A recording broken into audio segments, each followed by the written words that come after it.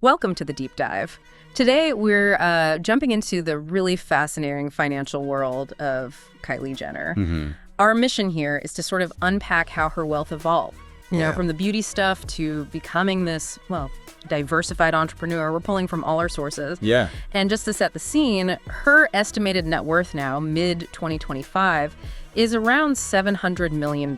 Yeah. Which is huge, but actually less than her sister, Kim Kardashian now. Right. And, you know, while everyone sees the glamorous lifestyle, the sources really show there's a complex and pretty dynamic business story happening behind all those headlines. Definitely. It's more than just being famous. Absolutely. It's about strategy. It's about, well, some very deliberate business moves. Okay, so let's unpack that. Where should we start? The foundation, right. Kylie Cosmetics. Exactly. That's the cornerstone. Launched back in 2015. With the Kylie lip kits. I mean, everyone remembers those. They just exploded. They really did. Became this global thing almost overnight. And she was so smart about using her social media following, that massive reach she had.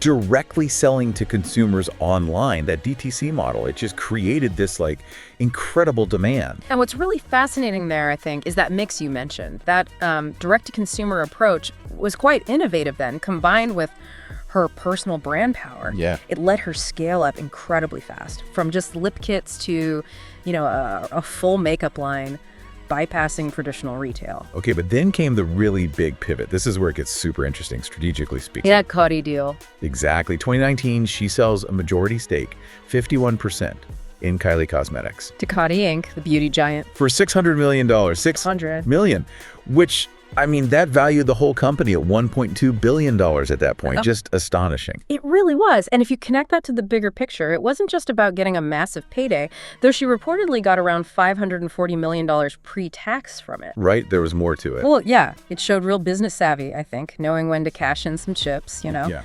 Monetize that early success, reduce personal risk. Ah, okay. So turning the personal brand into a more structured corporate asset. Precisely. But, like you touched on, it also led to places like Forbes kind of take another look, reevaluating that billionaire status. Right. There was that whole controversy. They reported previous estimates might have been, well, inflated. Which just shows how these valuations can shift, especially with private companies. It's not always straightforward. So after that huge sale, she obviously didn't just, you know, stop. What came next? She diversified, right? She absolutely did. The sources point to Kylie Skin, that launched in 2019 as well. Skincare. Then Kylie Baby for infants. Yeah. Skincare and hair products for babies. Then Kylie Swim. And even more recently, 2024, she's launched Kai, which is a clothing line. A clothing line, and also Sprinter, a canned cocktail brand. Wow, so she's really branching out. What's the thinking there? Just spreading the risk? Partly that, I'd say. Diversification is key for long-term stability, especially when you start with one really hot product line.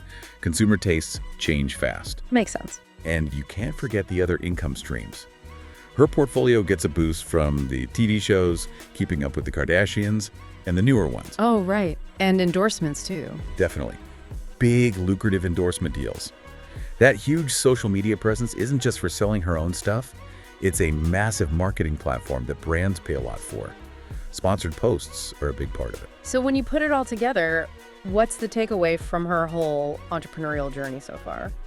Well, I mean, it's really a powerful example, isn't it? It showcases the sheer force of personal branding in this era. Yeah. Plus that direct-to-consumer model. And as we said, some really strategic business moves along the way. It feels like a masterclass in using influence to build and then sustain growth. I think masterclass is a good word. And it really highlights how entrepreneurship is changing, especially for public figures. How so? Well, there's intense public scrutiny, obviously. Every move is analyzed. But despite that, you can't deny she's built this really formidable, adaptable business empire. It's quite something. So maybe a final thought for you listening. As you think about Kylie Jenner's path, consider how this model, this celebrity-driven direct-to-consumer business, might keep evolving. What does her story really tell us about using personal influence effectively in our, super digital world? What's the long-term power and maybe the pitfalls of building a brand so tied to one person? Something to think about.